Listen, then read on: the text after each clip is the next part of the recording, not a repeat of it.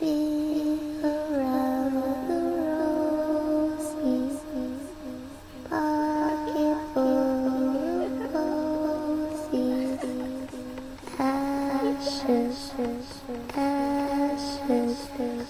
all dead. Be around the roses, pocket full of posies. Mais uma vez aí, firme com vocês, Leison. Chique 10. Chique, Leison. Chique. Salve, nação, beleza? Chique, Joe. Chique? Pessoal, deixa o like, se inscrevam na KBC, Caçador de Fantasmas. Pessoal, é o seguinte, estamos aqui novamente na cidade de Taubaté com o nosso amigo agora, parceiro, Sr. Silésio. Sr. Silésio, boa noite. Boa noite, pessoal. Como é que tá as coisas? Graças a Deus, bem.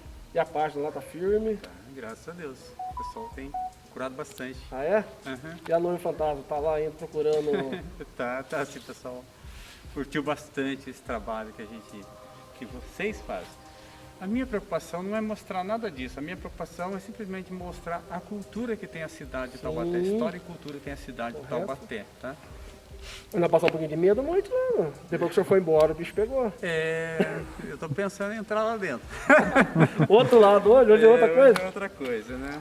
Pessoal, é o seguinte, como todos sabem, aí o pessoal que acompanha o canal e vão estar assistindo aí, o Sr. Silésio, ele faz um trabalho muito legal, que é uma Sertões de Taubaté. Conta mais um pouquinho, rapidinho. Sertões de Taubaté, eu mostro tudo que a cidade de Taubaté tem, a cultura, a história, a lenda e, sobretudo, levar o pessoal ao turismo rural. Então, Taubaté, por ser uma cidade super antiga, 374 anos de existência, então ela tem tudo. Então, hoje eu vou mostrar para vocês, por exemplo, aqui uma coisa que eu mostro para o turismo, que é um cemitério de escravo na cidade de Taubaté, que poucas pessoas sabem que existe, né? Então, eu vou mostrar para vocês essa noite aqui, né? Entendi. Vai ser fácil entrar lá dentro, mas tudo bem, vamos lá. Ah, é?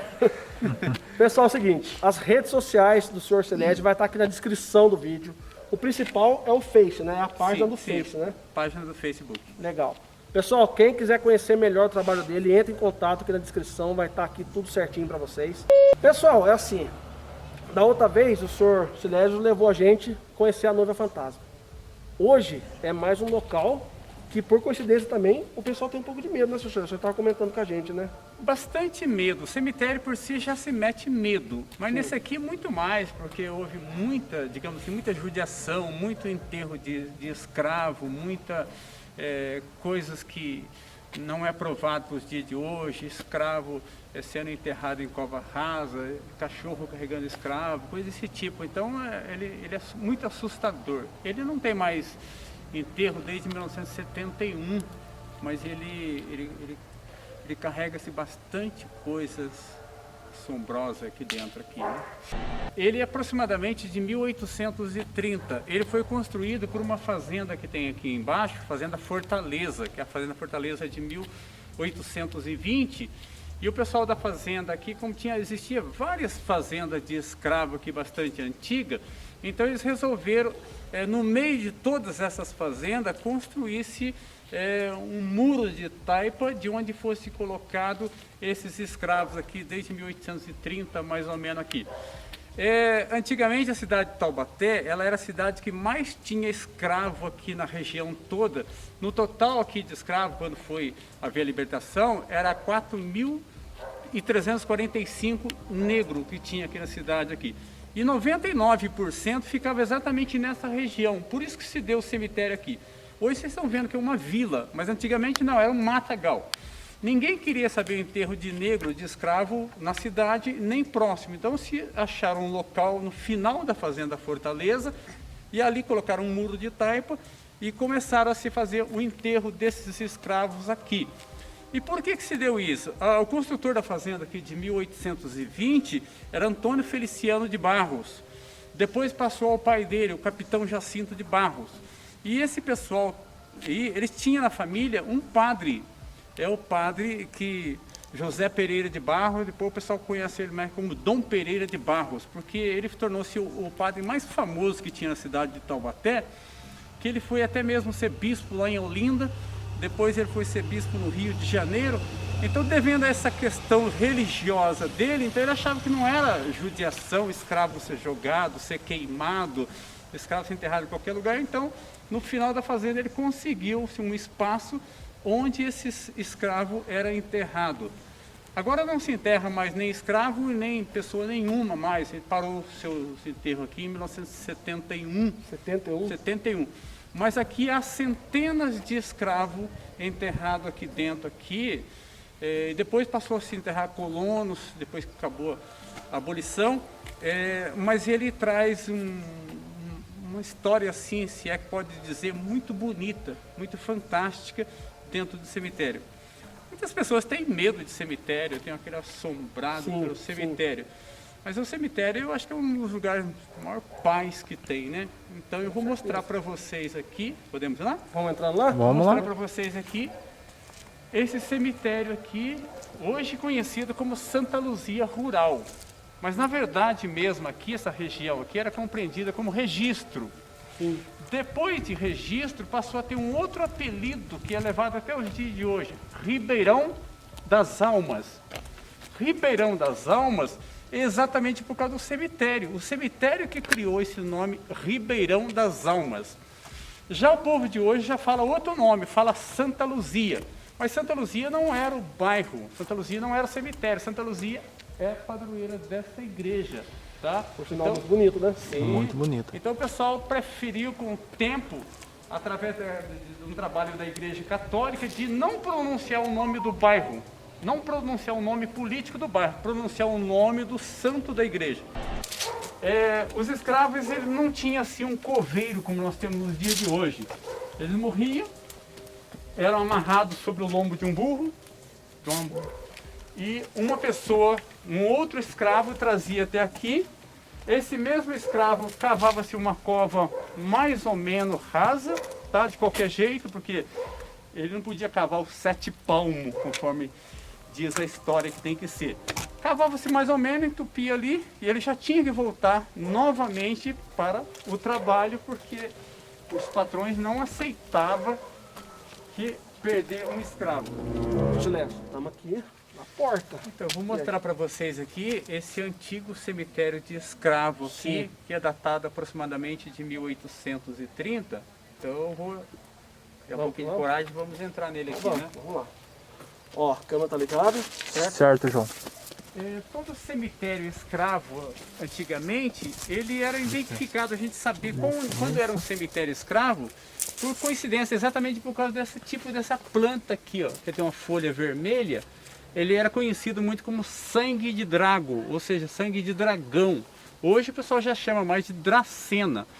Por que era plantado isso no cemitério escravo? Porque não tinha cruz, não tinha nada escrito, então eles plantavam uma planta dessa aqui no cemitério, porque essa planta aqui, ela dura, sei lá, 100, 200 anos, então eles chamavam de uma planta da eternidade. Então ela seca aqui, já brota outro embaixo, seca aqui, brota outro embaixo, então, ou seja, enquanto ela fosse viva, o espírito e a alma das pessoas que tinham isso aqui também seriam vivos, né? Uhum. Ali temos um túmulo ali que tem uma dentro, não sei se a pessoa sabe disso ou não sabe, ou plantou por acaso, ou nasceu por acaso.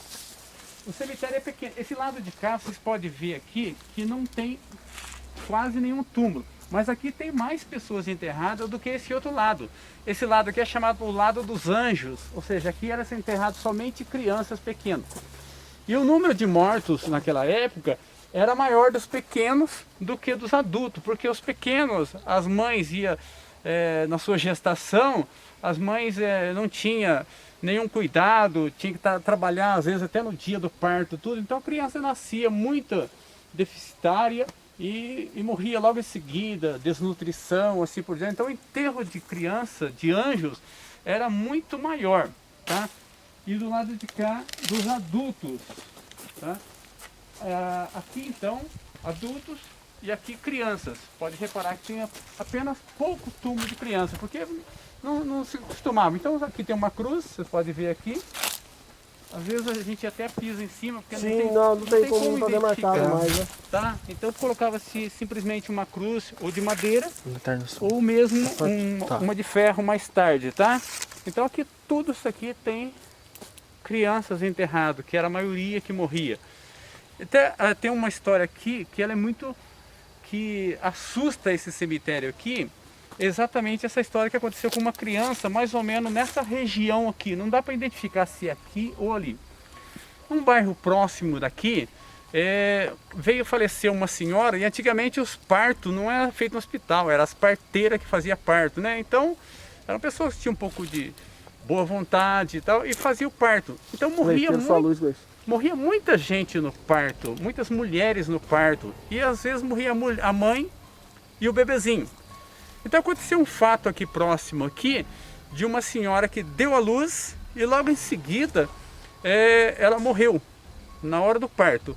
E ela gerou o bebê, a criancinha, que era uma menina, e veio a falecer naquele instante. Depois daquela época não tinha muito recurso, questão de médico assim, e quem decidia mais ou menos sobre o enterro eram os inspetores de quarteirão e geralmente os capelão que tinha na zona rural. Então morreu, o capelão já decidia como ia ser feito o enterro. E essa senhora faleceu no parto, e também se acharam que o bebezinho também, a menininha dela também tinha morrido. E quando então ele fez o caixão, ele achou por justo colocar-se a mãe no caixão e o bebezinho no braço dela dentro do caixão. E aconteceu o enterro aqui. Foi uma comoção geral aqui para o pessoal aqui, que uma morte já é difícil, agora uma morte ainda com a criança junto. Então a zona rural inteira se manifestou da judiação, do dó da mãe morrer no parto, e foi feito. Depois, o rapaz que trabalhava aqui na época, isso foi em 1958, ele se chamava José Benedito dos Santos. Ele trabalhava na Fazenda Fortaleza, porque o cemitério era da fazenda. Só que o apelido dele era Zezinho da Fortaleza. Então, tudo que acontecia aqui, morresse alguém, ia chamar o Zezinho da Fortaleza para fazer o enterro. Ele ainda não era coveiro, mas como era da fazenda, então ele que enterrava. E depois que ele enterrava, ele pegava simplesmente o nome da pessoa que morreu e levava-se para Taubaté, para a cidade lá, entregava na delegacia: olha, foi feito um enterro essa fulana aqui, foi enterrado, tal, e depois lá ele escrevia no livro lá e se resolvia por lá. Só que quando ele fez o enterro, ele levou o nome da mulher lá para Taubaté, dizendo: essa mulher morreu, e junto com o seu bebezinho. Só que já havia alguém comunicado lá que havia morrido a mulher. Ninguém disse que tinha morrido um bebezinho, falou da mãe, ninguém falou do filho, da filha. E aí a polícia quis saber quem é que mandou enterrar uma criança, sendo que ele sabia apenas da morte da mãe e não da criança.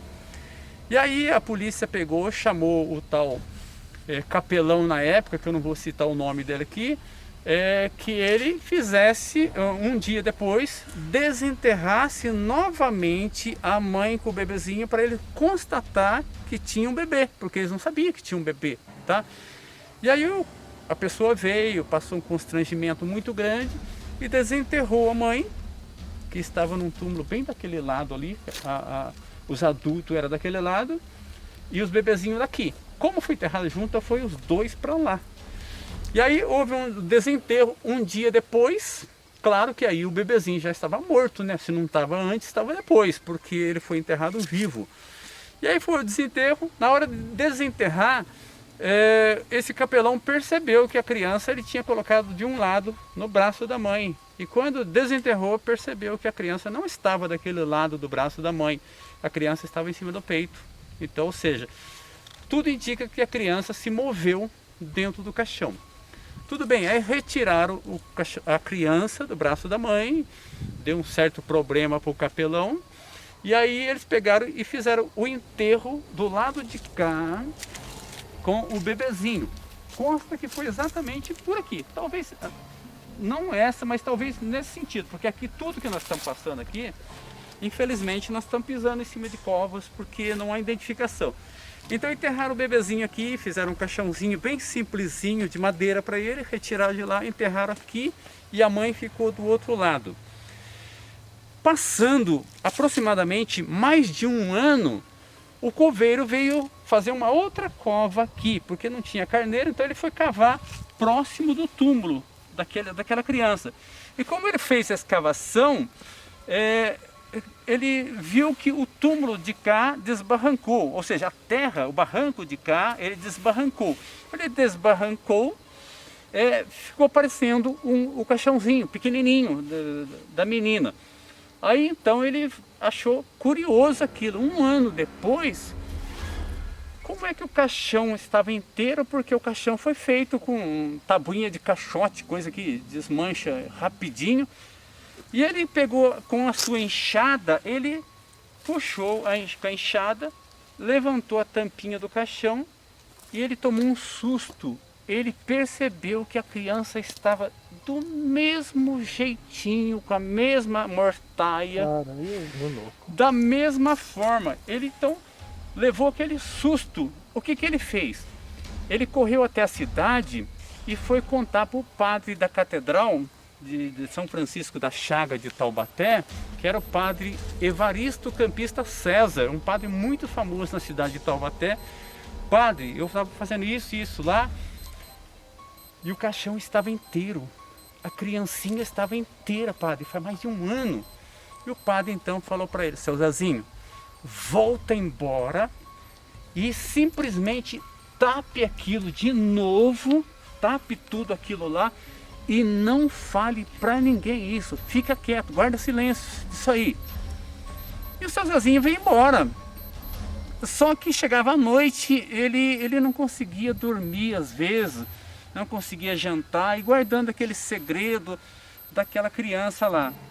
Mas aí chegou uma noite que ele não aguentou mesmo, ele contou para a esposa dele por que ele não estava dormindo, por que ele não estava comendo, por causa daquilo que tinha acontecido aqui nesse cemitério. E aí então ele começou, já que ele contou para uma pessoa, então ele se espalhou para todo mundo, que as pessoas não iam conseguir guardar aquilo lá. E aí muitas pessoas começaram a vir aqui e chamar aquela manifestação ali de Corpo Santo. Por que Corpo Santo? Porque eles percebiam de longe, que nós estamos num alto, de longe, disse que à noite eles percebiam que subia-se uma luz. Olha. E aquela luz passeava só sobre o cemitério. E disse que era uma luz meio esverdeada, tudo. E a luz fazia exatamente esse sentido. Ia e voltava, ia e voltava. E aí se percebia que saía mais ou menos dessa região e ia para o outro lado, de um lado para o outro. E aqui foi a bebezinha, Corpo Santo, e do outro lado a mãe. Então parecia que pairava só sobre a mãe. Olha. E as pessoas mais de perto sempre relatavam que escutava aqui dentro do cemitério, que vocês podem ver que é abandonado aqui, miado de gato, como fosse miado de gato ou fosse choro de bebê. E aí tudo o que acontecia nesse sentido, eles atribuíam que era o corpo santo desta bebezinha que se manifestava aqui dentro desse cemitério. E ele tem bastante coisas antigas, túmulos antigos, algumas cruzes aqui bastante antigas, que elas nem são soldadas, elas são grampeadas naquela época lá. E esse cemitério aqui, ele carrega coisas bastante estranhas, por ser de escravos, muito sofrimento. E ele deu uma grande origem a um nome muito famoso na região aqui, Ribeirão das Almas. Ribeirão das Almas foi por causa desse cemitério aqui. Porque todo mundo que morria nessa região aqui para cima, aqui, divisa de Redenção, divisa de Lagoinha, tinha que vir ser enterrado aqui. E quando, antigamente, para você pegar uma direção de algum lugar, não existia GPS, não existia nada disso aí. Então você seguia ou direção da Lua, né, que hoje está uma Lua até bonita, ou você seguia a direção do Sol, ou você seguia a direção de águas, porque a água nunca muda de direção, tá? A água sempre tem a mesma direção. E eles costumavam seguir águas, um ribeirão. Por que seguir água? Primeiro, para mostrar a direção que estavam indo. Segundo, claro, uma necessidade normal, para eles beber água e para eles tomar um banho, porque às vezes para enterrar uma pessoa demorava até dias, porque a pessoa morria longe, então era enterrado, trazido na rede, e quem transportava a rede era dois cidadãos, duas pessoas. Geralmente toda região tinha dois carregadores de defunto. E esses carregadores de defunto, eles tinham um nome que era dado pela Igreja Católica, chamava-se Irmãos de Alma, porque eles transportavam-se almas. Então, os irmãos de alma que transportavam para cá. E os irmãos de alma tinham que margear um rio até chegar aqui. Então, margear rio por rio. E aí esse rio passou a se chamar-se Ribeirão de Almas, porque é o que eles margeavam. Segunda questão que eles margeavam também, é porque antigamente todo defunto tinha que tomar banho para ser enterrado. Não podia enterrar ninguém sem banho, tinha que dar banho no defunto. Eles acreditavam que para entrar no céu, tinha que entrar limpo de corpo e alma. Então o povo dizia que o ribeirão ficava-se assombrado porque era um ribeirão de almas, que dava direção para eles do cemitério até aqui. E os irmãos de almas, eles tinham que ter um conhecimento muito grande para ser irmão de alma. Primeira coisa, tinha que ser dois, e os dois tinham que ter a mesma altura. Porque se fosse um grandão e um baixinho, a rede ia ficar balançando, balançando, balançando. Então não tinha jeito, porque a passada tinha que ser igual. Então eles tinham que ter a mesma altura. E eles tinham que ter conhecimento também, porque os irmãos de alma, eles tinham que saber que antigamente não existia velório, né? Era velado dentro de casa, a mulher velado geralmente em cima da mesa da sala, em cima da cama, o homem velado em cima da mesa da sala, ou velado na rede no chão. Então eles tinham que saber como sair com o defunto da casa. E eles acreditavam que se um defunto sair com o pé para trás, daria problema. Então todo defunto tinha que sair com o pé para frente. Se ele saísse com o pé para trás, eles acreditavam que o defunto ia conhecer o caminho e ia voltar, porque saiu o contrário, não saiu corretamente. Então o irmão de alma tinha que saber disso. E outra coisa, todo irmão de alma, ele tinha que ser bêbado. Todo carregador de defunto tinha que ser bêbado. Por que todo carregador de defunto tinha que ser bêbado? Eles acreditavam antigamente que eles não sabiam, não era médico, não tinha médico assim. Então eles sabiam que a pessoa podia ter morrido com uma doença contagiosa e ele carregando defunto, então ia pegar doença contagiosa. Então eles acreditavam que quem bebe álcool, quem bebe cachaça, não pega doença. Então eles não precisavam de máscara igual nós aqui, porque eles achavam que a pinga, o álcool, cortava todo o efeito, cortava toda a porcariada, o álcool cortava. Então eles tinham que ser bêbado. Se não fosse bêbado, não servia, tá? Tinha que ser bêbado mesmo. E eles então não precisavam usar máscara como nós precisamos, porque eles acreditavam. E eles começaram a acreditar tanto nisso aí que todo bêbado ele achava que se é para curar a garganta, ele tinha que beber álcool. Se é para curar o peito, limpar o peito, ele tinha que beber álcool. Tudo ele acreditava em bebida. Foi aqui nesse cemitério que nasceu uma famosa lenda que o Brasil deve conhecer. Eu vou tomar uma para matar o bicho. Foi aqui que nasceu essa lenda. Eu vou tomar uma para matar o bicho. Porque eles acreditavam, eles falavam que era verme, germe. Então para matar os vermes você tinha que tomar álcool. Então o carregador de defunto tinha que tomar álcool, tinha que ser bêbado. Se ele não fosse bêbado, não servia, tá? Porque eles acreditavam nisso. Hoje não é assim que funciona, viu, pessoal? Tá vendo, hoje é álcool, gel, máscara e sem álcool no peito. Mas os irmãos de alma tinham que ser bêbados, tinha que tomar uma para matar o bicho, senão não funcionava. E eles acreditavam nisso, que quando não podia sair com o defunto com o pé para trás, tinha que sair com o defunto com o pé para frente. E também, quando ele for sair da casa também, o defunto na rede, então o defunto balança, né? Então, jamais ele poderia, ao sair da porta, o defunto bater no portal. Se o defunto batesse no portal, eles acreditavam que em 7 dias morria a família inteira. Então, eles tinham que saber todos os regulamentos dele.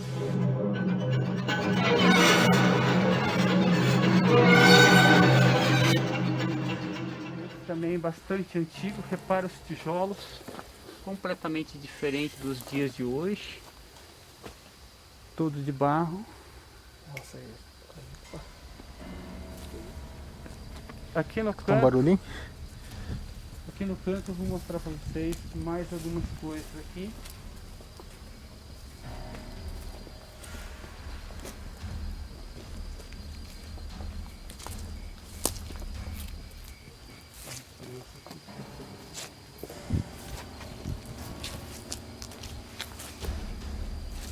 Como antigamente nem todo mundo podia marcar o nome, escrever, então eles colocavam essa marquinha aqui, ó, eram números.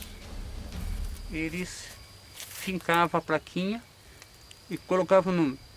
É uma plaquinha bastante antiga, repara pra você que ela não é soldada, ela é grampeada só, por ser bastante antiga. Ah, sim. Só grampeada, não sei, eu não acredito que não tinha solda há muito tempo atrás, né? A gente tem uma realidade na vida da gente que a gente não quer essa realidade, né?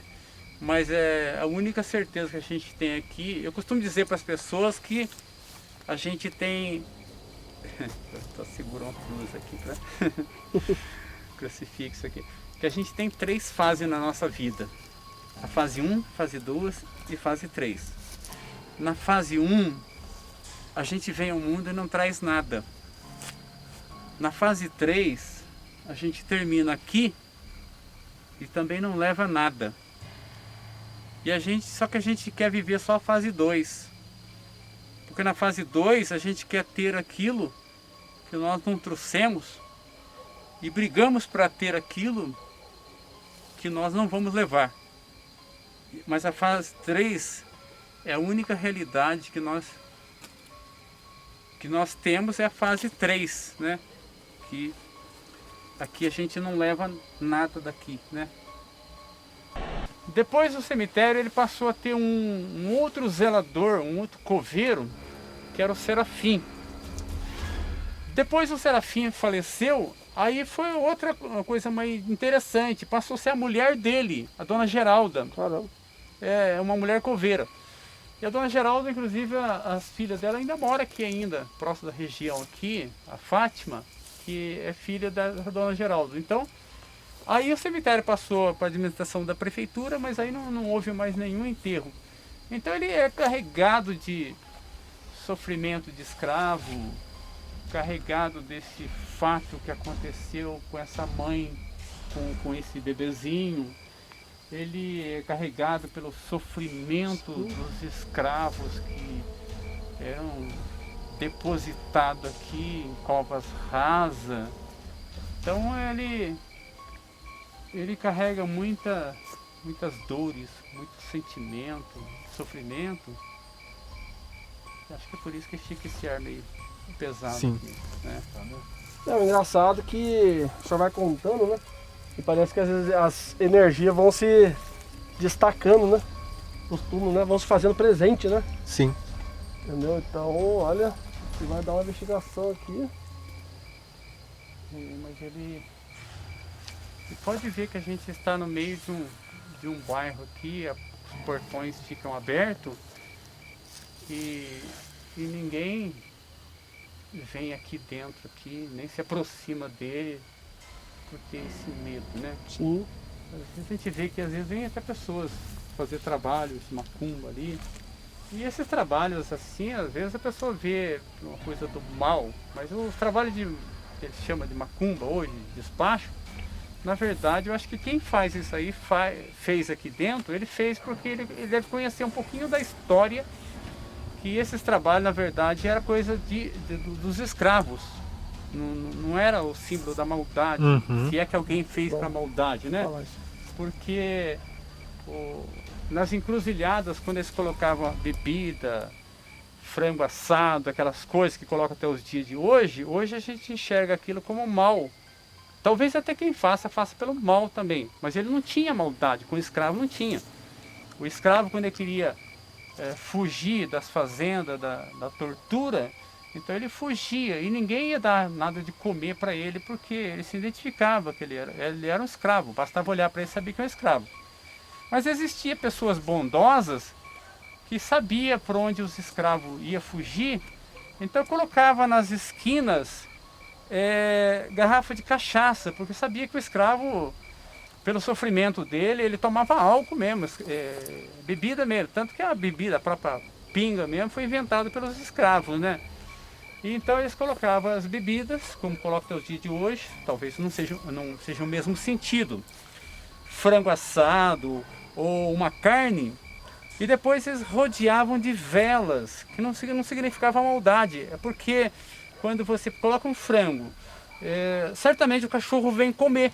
Mas se você rodeá-lo de vela de fogo, o cachorro não se aproxima do fogo, tá? Ele não vai se aproximar do fogo para comer o frango. Então, mas o escravo sabia que era para ele. Então, quando ele fugia, ele chegava na esquina e sabia que alguma alma bondosa, alguma pessoa bondosa, deixou um lanche para ele, uma bebida para ele, tanto sofrimento, alguma coisa para ele comer. Então ele pegava e comia aquilo. E as velas não era símbolo de maldade, não era símbolo nada, era simplesmente para o cachorro não se aproximar. Olha. Tenta fazer isso na sua casa, coloque um pão e acenda a vela ao redor para você ver se o cachorro vai enfiar a boca ali, vai se queimar no fogo. Então era só esse sentido. Então acho que quem coloca-se dentro do cemitério, se coloca para o bem, que seja abençoado, mas se coloca para o mal, saiba que não vai fazer mal nenhum, porque o escravo não tinha esse sentido de maldade, né? Sensacional, João.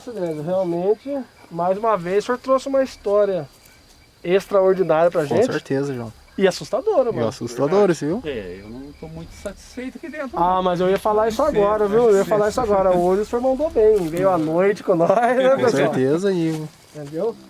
Pessoal, então agora a gente finalizou a primeira parte. O nosso amigo Silésio, ó, parceiro que deve vir muita coisa pra ele, né, seu Silésio?